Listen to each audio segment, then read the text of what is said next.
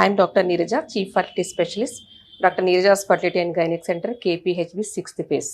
So our main aim is to make you fertile. PCOD part 3. So PCOD patients infertility ఒకవేళ patients వస్తే మనం treatment ఎలా start చేస్తాం?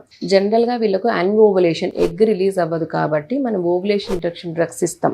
ఒకవేళ యంగ్ ఫీమేల్ యంగ్గా ఉన్నారు, అన్ఓవులేషన్ ఉంది అంటే just ovulation induction plus natural intercourse or ovulation induction plus IUI ఇవి అడ్వైస్ చేయడం జరుగుతుంది. ఒకవేళ 3 cycles ఈ అబౌట్ ట్రీట్మెంట్తో వాళ్ళు కన్సీవ్ అవ్వలేదు అంటే మనం డైరెక్ట్గా మనము IVF plus or minus ICSI advice చేయడం జరుగుతుంది. సో వీళ్ళకి జనరల్గా బ్లడ్ టెస్ట్లు అడ్వైస్ చేస్తాం. Complete blood picture, AMH anti mullerian hormone బట్టి PCOS ఎంత సివియారిటీ ఉంది మనం తెలుసుకోవచ్చు. And thyroid profile and testosterone, వీళ్ళకు ఆండ్రోజన్స్ ఎక్కువ ఉంటాయి కాబట్టి మనం టెస్టోస్టెరోన్ అడ్వైస్ చేయాలి. అండ్ ఇన్సులిన్ ఒకటి అడ్వైస్ చేస్తాం. And main HbA1c sugar levels ఎలా ఉన్నాయి, 3 months యావరేజ్ ఎలా ఉంది చూస్తాం. And ultrasound, so transvaginal ultrasound ద్వారా మనం ఓవరీస్ ఎంత బల్కీ ఉన్నాయి, వాటి వాల్యూమ్ ఎంత ఉంది మనం అడ్వైస్ చేస్తాం. పేషెంట్ కౌన్సిల్ చేయడం జరుగుతుంది. అండ్ ట్రీట్మెంట్కి వస్తే మెయిన్ వీళ్ళకు ఎక్సర్సైజ్, వెయిట్ లాస్, వీటి వల్ల ఆల్మోస్ట్ 10 to 15% పీపుల్ ఆల్మోస్ట్ అన్ఓవులేషన్ నుంచి ఓవులేషన్, ఈ వెయిట్ లాస్ వల్ల వాళ్ళు ఓవులేషన్ కూడా వాళ్ళకు జరుగుతుంది. So main diet, healthy life style,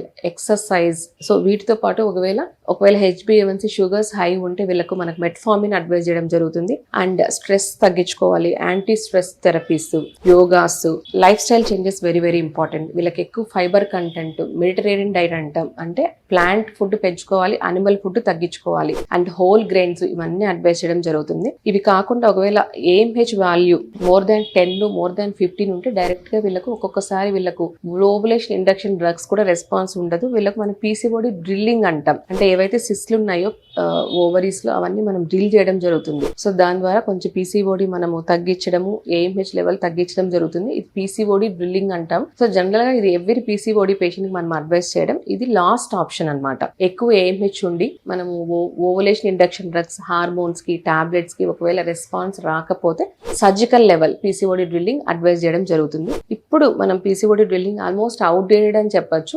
general గా PCOD డ్రిల్లింగ్ అడ్వైస్ చేయట్లేదు. డైరెక్ట్ గా మనం ఓవులేషన్ ఇండక్షన్, IUI ఒకవేళ పేషెంట్ రెస్పాన్స్ లేదు, ఫెయిల్ అవుతున్నాయంటే డైరెక్ట్ గా పేషెంట్ ని మనం IVF అడ్వైస్ చేస్తున్నాం. సో IVF ద్వారా మనము వీళ్ళకు ప్రెగ్నెన్సీ, మనము IVF ఇక్సీ ద్వారా ప్రెగ్నెన్సీ వీళ్ళకు ఆప్షన్స్ ఉంటాయి. సో ఈ పేషెంట్స్ మనము డ్రిల్లింగ్ ద్వారా కాకుండా IVF అడ్వైస్ చేయొచ్చు. Thank you.